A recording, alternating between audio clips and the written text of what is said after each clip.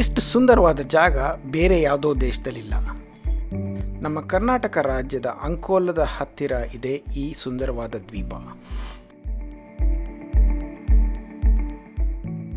ಅಂಕೋಲದ ಹೊರವಲಯದಲ್ಲಿ ನಮ್ಮ ಕಾರ್ ನಿಲ್ಲಿಸಿ ಕೊನೆ ಒಂದು ಅರ್ಧ ಕಿಲೋಮೀಟ್ರನ್ನ ನಾವು ನಡ್ಕೊಂಡು ಹೋಗಬೇಕಾಗತ್ತೆ. ಆ್ಯಕ್ಚುಲಿ ಕಾರು ಈ ರೋಡಲ್ಲಿ ಹೋಗ್ಬೋದು, ರೋಡು ಸ್ವಲ್ಪ ಸಣ್ಣದಾಗಿದೆ, ಆದರೂ ಹೋಗ್ಬೋದು. ಬಟ್ ಆದರೆ ಏನೋ ಕನ್ಸ್ಟ್ರಕ್ಷನ್ ನಡೀತಾ ಇರೋದ್ರಿಂದ ಸ್ವಲ್ಪ ಕಷ್ಟ ಆಗತ್ತೆ ಅಂಥೇಳಿ ನಾವು ನಡ್ಕೊಂಡೇ ಹೋದ್ವಿ. ಮೋಸ್ಟ್ಲಿ ಇದು ಹತ್ತಿದ್ದಾಗೆ ನಮಗೆ ವ್ಯೂ ಕಾಣಬೇಕು, ನೋಡೋಣ.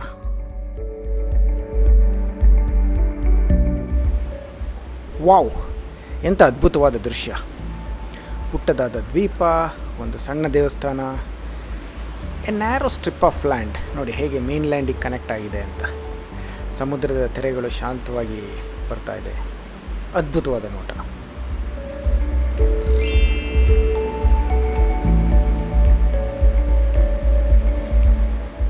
ಈ ದ್ವೀಪ ಎಷ್ಟು ಹತ್ತಿರದಲ್ಲಿ ಕಂಡರೂ ಕೂಡ ನಾವು ನಡ್ಕೊಂಡು ಹೋಗ್ಲಿಕ್ಕಾಗಲ್ಲ, ಕಾರಲ್ಲೇ ಹೋಗಬೇಕು ಅಥವಾ ಇನ್ಯಾವುದೇ ವೆಹಿಕಲಲ್ಲಿ ಹೋಗ್ಬೋದು.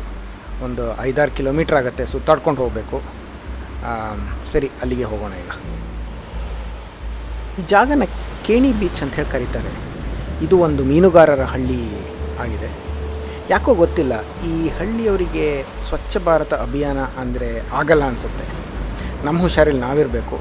ಸ್ವಲ್ಪ ಕಾಲು ಬುಡವನ್ನು ನೋಡಿಕೊಂಡು ನಡೆಯೋದು ಉತ್ತಮ.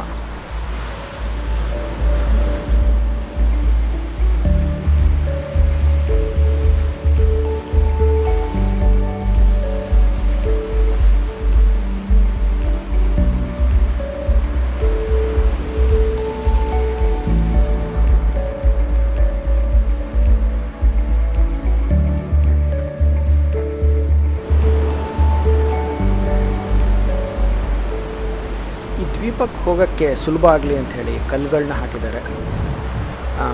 ಆದರೆ ಹೈ ಟೈಡ್ ಇದ್ದಾಗ ಈ ಕಲ್ಲುಗಳು ಕೂಡ ಮುಳುಗೋಗುತ್ತೆ. ಆದ್ದರಿಂದ ಈ ದ್ವೀಪಕ್ಕೆ ಹೋಗಬೇಕು ಅಂದರೆ ಸಾಗರದ ಉಬ್ಬರ ಕಡಿಮೆ ಇದ್ದಾಗ ಅಥವಾ ಲೋ ಟೈಡ್ ಇದ್ದಾಗ ಬರಬೇಕಾಗತ್ತೆ.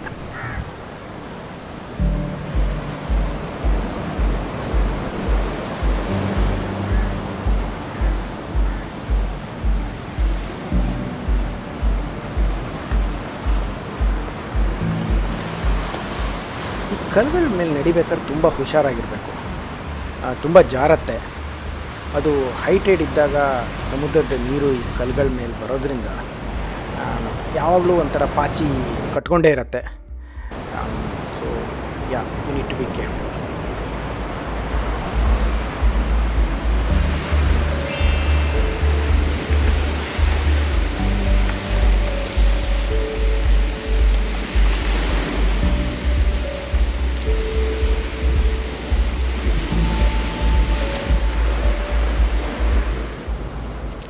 ಇದೊಂದು ಸಣ್ಣದಾದ ದೇವಸ್ಥಾನ.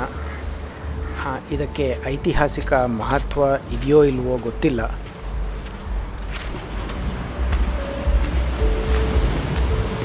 ಈ ದೇವಸ್ಥಾನದ ಹೆಸರು ಶ್ರೀ ಮಾಂತೇಶ್ವರ ದೇವಸ್ಥಾನ. ಈ ದೇವಸ್ಥಾನದ ಮುಂದೆ ಒಂದು ಪುಟ್ಟದಾದ ನಂದಿಯ ವಿಗ್ರಹ ಇದೆ, ಒಂದು ಸಣ್ಣ ಬಾವಿ ಇದೆ, ಹಾಗೆ ಒಂದು ಸಣ್ಣ ಶಿವಲಿಂಗವನ್ನು ನೋಡ್ಬೋದು ಮೇಲೆ. ಆದರೆ ನಾನು ಹೋದಾಗ ಈಗ ದೇವಸ್ಥಾನ ಬಾಗಿಲು ಹಾಕಿಬಿಟ್ಟಿದೆ, ಸೊ ಒಳಗೆ ಹೋಗ್ಲಿಕ್ಕೆ ಆಗಲಿಲ್ಲ. ನೀವು ಅಂಕೋಲ ಅಥವಾ ಗೋಕರ್ಣಕ್ಕೆ ಬಂದಿದ್ದರೆ ಈ ಸುಂದರವಾದ ಜಾಗಕ್ಕೆ ಭೇಟಿ ಕೊಡ್ಬೋದು. ಈ ವಿಡಿಯೋ ನೋಡಿದ್ದಕ್ಕಾಗಿ ಧನ್ಯವಾದಗಳು.